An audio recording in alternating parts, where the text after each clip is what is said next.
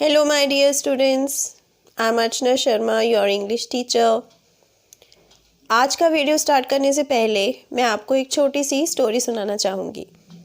एक बार की बात है, एक स्टूडेंट था और वो अपनी क्लासरूम में बैठा हुआ था और वो वेट कर रहा था अपने टीचर की। जैसे ही टीचर आया उसने उसे एक वर्कशीट दे दी और वर्कशीट में 10 सेंटेंसेस थे। टीचर ने उसे कहा कि सारे सेंटेंसेस अच्छे से लर्न करो और उसके बाद अपने सेंटेंसेस खुद बनाओ। और वो टीचर वहाँ से चला गया। थोड़ी देर के बाद जब टीचर वहाँ आया तो उसने देखा कि वो बच्चा रो रहा था। उसने कहा, तुम रो क्यों रहे हो, तुमने कोई काम भी नहीं किया। तो स्टूडेंट बोला कि आज मैं फ़र्स्ट टाइम स्कूल में आया हूँ और ये इतना सारा काम मैं कैसे करूँ। ये बात सुनकर वो टीचर बहुत हैरान रह गया। और सच में ऐसा ही होता है। बिगिनर्स यानी कि जो स्टूडेंट्स अभी तक इंग्लिश को ठीक से समझ भी नहीं पाए हैं, उन्हें अगर आप कहें कि आप प्रॉपर सेंटेंस फॉर्म करके दीजिए तो वो बिल्कुल भी ऐसा नहीं कर पाएंगे। ऐसा करने से क्या होता है, उनका इंटरेस्ट लूज़ हो जाता है इंग्लिश लैंग्वेज में। वो कहते हैं कि हमें समझ में नहीं आ रहा और वो पढ़ना ही छोड़ देते हैं, सीखना ही छोड़ देते हैं। तो ऐसी हालत में उन्हें प्रॉपर गाइडेंस चाहिए। यहाँ पे मैं आपको कुछ बताना चाहूँगी कि वर्ब्स का जो इम्पॉर्टेंट टॉपिक है, सबसे ज़्यादा इम्पॉर्टेंट टॉपिक है इंग्लिश लैंग्वेज में वर्ब्स। लेकिन नॉर्मली क्या होता है कि वर्ब्स को इतनी ज़्यादा इम्पोर्टेंस नहीं दी जाती। किसी भी ग्रामर बुक में आप नाउन, प्रोनाउन इस तरह से सीक्वेंस में देखते हैं, लेकिन फर्स्ट टॉपिक जो है वो वर्ब होना चाहिए, क्योंकि वर्ब जो है it acts as a backbone for any English sentence. English sentence का अगर आप स्ट्रक्चर समझें तो उसमें एक बैकबोन का काम वर्ब करती है। तो आज से मैं कुछ वीडियो लेक्चर्स बनाने जा रही हूँ जो कि बिगिनर्स के लिए है, जिन्हें बिल्कुल भी सेंटेंस फॉर्म करने नहीं आते। आज का टॉपिक है लिंकिंग वर्ब्स। वर्ब्स बहुत तरह की होती हैं, लेकिन जो बेसिक वर्ब्स हैं जो किसी भी सेंटेंस को बनाने में काम आती हैं वो थोड़ी सी हैं। फर्स्ट कैटेगरी जो आज हम स्टार्ट करने वाले हैं लिंकिंग वर्ब्स की, उसमें सबसे इम्पॉर्टेंट और सबसे ज़्यादा बेसिक है इज़, एम एंड आर। तो इज़, एम एंड आर को आप इस तरह से समझ सकते हैं। एम जो है it is always used with I and it is only used in the present tense. Present tense में ही आप बोलते हैं, यूज़ करते हैं एम को, और हमेशा आई के साथ, आई यानी मैं, इसके साथ ही यूज़ किया जाता है।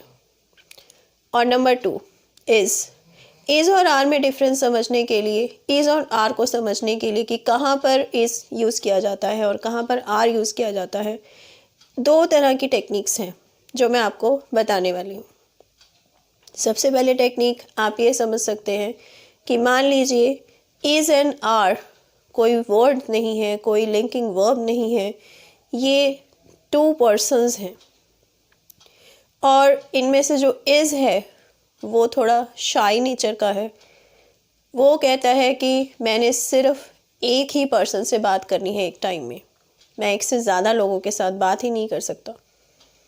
तो इसीलिए क्या होता है, इज़ जो है या तो वो किसी सिंगुलर नाउन के साथ रहता है, किसी एक व्यक्ति के साथ रहता है, या फिर वो ही, शी, इट यानी कि सिंगुलर प्रोनाउंस उनके साथ रहता है।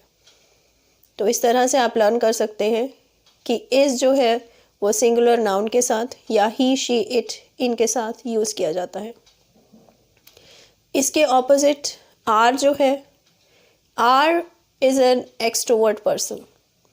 आर को किसी से डर नहीं लगता, वो आराम से बात कर लेता है, वो एक से ज़्यादा लोगों के साथ भी किसी के साथ भी बात कर लेता है आराम से। तो दे के साथ आर यूज़ कर सकते हैं हम, दे मतलब एक से ज़्यादा। किसी भी प्लूरल नाउन यानी एक से ज़्यादा लोगों के साथ। और वी यानी हम, वो भी एक से ज़्यादा होते हैं। तो प्लूरल नाउन यानी एक से ज़्यादा लोग, दे यानी एक से ज़्यादा थर्ड पर्सन, और वी एक से ज़्यादा first person, plural pronoun we, इन सब के साथ आप दे यूज़ कर सकते हैं। इस तरह से आप इसे लर्न कर सकते हैं। और अगर आपको ये मेथड यूज़ नहीं करना तो एक और मेथड है। आप इस तरह से इसको समझ सकते हैं कि इज़ में 2 लेटर्स होते हैं और आर में 3 लेटर्स होते हैं। और सिंगुलर नाउन का मीनिंग क्या है? 1। Plural noun means more than 1, एक से ज़्यादा। तो सिंगुलर छोटा है या प्लूरल छोटा है? सिंगुलर छोटा है। और इसी तरह से इज़ और आर में से किस में कम लेटर्स हैं? इज़ में कम लेटर्स हैं। तो जो छोटा है उसे आप मैच कर दीजिए छोटे के साथ। इज़ में कम है लेटर्स, आर में ज़्यादा है। इस तरह से आप इसे ऐसे भी लर्न कर सकते हैं। आई होप आपको ये समझ में आ गया है that am is always used with I and is used, it is acts, today we are talking about the linking verbs only। तो ये जो है एक लिंक की तरह काम करता है। किसी भी सब्जेक्ट यानी कि जिसकी बात हो रही है उसे next part of the sentence के साथ लिंक करता है, जोड़ता है। और ये इज़ आर एंड एम, ये सारे के सारे हम प्रेजेंट टेंस में ही यूज़ करते हैं। अगर आप इसको सेंटेंस फॉर्म में लेके आना चाहें तो आप अपने बारे में कुछ सेंटेंसेस लिख सकते हैं। For example you can right I am dash, you can right your name, you can right your name in the dash, उसे आप फिल इन द ब्लैंक्स में अपना नाम लिख सकते हैं। My father's name is dash, my mother's name is dash.